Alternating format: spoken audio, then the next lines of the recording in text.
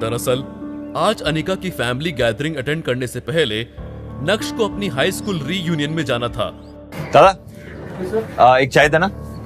Graduation के बाद इतने सालों में नक्श पहली बार अपने किसी कॉलेज या स्कूल रियूनियन में जा रहा था। इतने सालों में नक्श अपने किसी भी दोस्त से भी नहीं मिला था।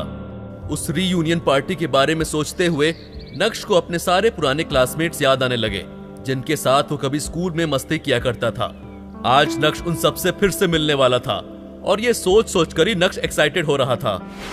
नक्श सोचने लगा कि स्कूल के दिनों में वो कितना खुश रहा करता था।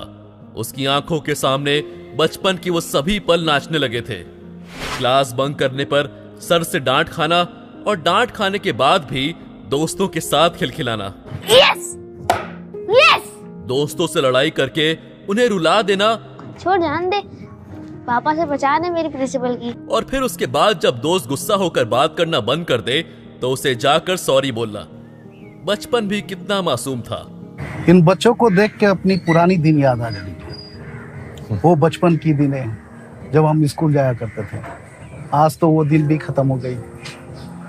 ठीक है सर, चलते हैं। नक्श को इस समय स्कूल में की हुई सारी मस्ती याद आ रही थी।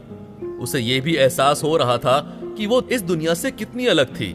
सच में यार, वो भी क्या दिन थे। किताबों का बोझ कंधों पर होने के बावजूद भी वो जिंदगी कितनी खुशनुमा थी। ये सोच सोचकर नक्श के चेहरे की मुस्कान और भी ज्यादा निखर गई थी। नक्श को यकीन नहीं हो रहा था कि वो इतना जल्दी बड़ा हो गया है। ऐसा लग रहा था जैसे ये सब तो जैसे अभी कल की ही बात है। इतना ही नहीं, स्कूल के दिनों में पनिशमेंट के चलते बेंच पर खड़े होकर खिलखिलाना, क्लास की हर लड़की को दोस्त की भाभी बताना, इस सब में कितना मजा आता था। दोस्तों के साथ कैंटीन की पेटीज और समोसे खाने जाना और फिर इस बात पर लड़ाई करना कि आज पार्टी कौन देगा। स्पोर्ट्स खेलना, दोस्तों से पढ़ाई में कंपटीशन करना। स्कूल भी जैसे अपने आप में ही एक पूरा संसार था। ना दुनिया का डर था और ना ही दुनिया से लड़ने की ख्वाहिश थी। स्कूल के दिनों में नक्श जितना खुलकर जी रहा था, शायद ही उसके बाद उसे जिंदगी को कभी इतना खुलकर जीने का मौका मिला। नक्श इन ख्यालों के साथ अभी आगे बढ़ ही रहा था कि तभी उसे अचानक कुछ याद आया। यूनियन में तो शिवानी भी मिल सकती है। दरअसल शिवानी वो लड़की थी जिसे नक्श स्कूल के दिनों में पसंद करता था। हटो।